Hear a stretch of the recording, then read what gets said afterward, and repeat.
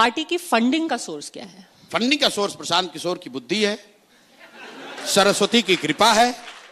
आप बताइए आपका फंडिंग का सोर्स क्या है? आप अपना जीवन कैसे चलाते हैं? मेरी फंडिंग का सोर्स तो मेरी सैलरी है, बट आपकी सैलरी है, मेरे ठीक है। ऊपर नहीं हो रही नहीं, है। अरे मैं बता रहा हूं, मैं आपका एग्जांपल दे रहा हूं। कोई पत्रकार है, वकील है, डॉक्टर है, उसको पैसा कहां से आता है? वो अपने दिमाग से किसी का इलाज करता है, किसी को लीगल सेवा देता है। आप पत्रकारिता करती हैं, आपको पैसा मिलता है। तो प्रशांत किशोर भी किसी उद्योगपति के लड़के नहीं हैं। हम कोई धंधा बिजनेस करते नहीं है, कोई सरकारी पद पर है नहीं, एमएलए एमपी कभी रहे नहीं है। फिर इतना पैसा आता कहां से है? आता पैसा वहां से है जिन लोगों को भी 10 बरस में हमने मदद की, अपने दिमाग से, चोरी करके नहीं, चारा चोरी करके नहीं।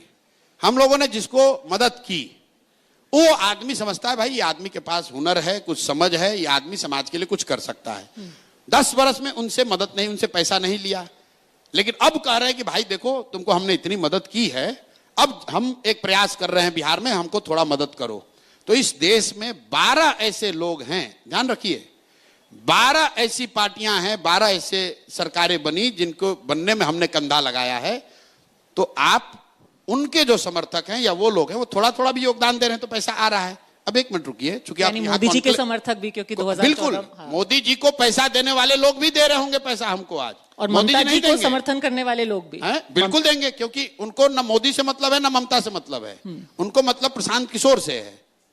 उनको मतलब यह है कि नहीं, इस लड़के ने मदद की है, इस लड़के में समझ है, ये आदमी ईमानदारी से कोशिश कर रहा है, चलिए कुछ योगदान इसको कर देते हैं।